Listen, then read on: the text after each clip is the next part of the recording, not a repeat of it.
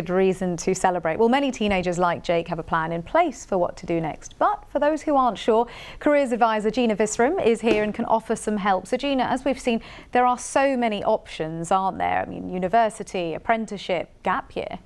So many options. And I've been at Alain's school today where there were so many celebrations, jubilation, high fives.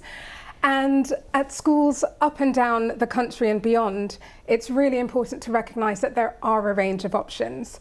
So I know that sometimes there can be a tendency to sleepwalk towards university. And while university continues to be a really brilliant option, there are loads of other options as well, and hopefully students are getting the message about that. And also, it's not something where they have to decide today or this week, you know, because they must be overwhelmed today with results, but there is no pressure like that, is there? Absolutely. So there is results, there is clearing, there are all sorts of things that they can be doing.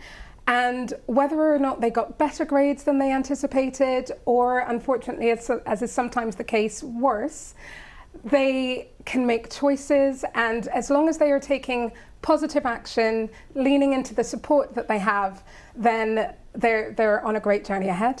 So what is your advice then, Gina, for students who have got worse than they expected or who did better?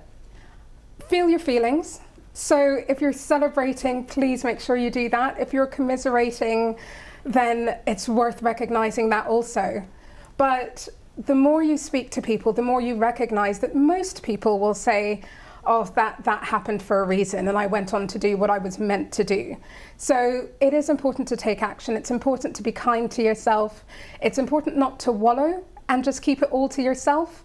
So lean into qualified careers advisors, lean into your teachers, your parents, your caregivers, and recognize that even with well-meaning support, it really is down to you about what you're doing. And just briefly, the jobs market has changed hugely and is changing rapidly. How much do these qualifications really shape the future? Well, it's a step, not the step.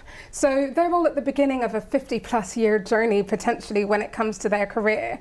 And so it is significant, but it isn't the be all and end all. And, you know, in 3 years' time, people will be asking them about their next qualifications. So that's really good advice. Gina Visram, thank you for coming in. Thank you.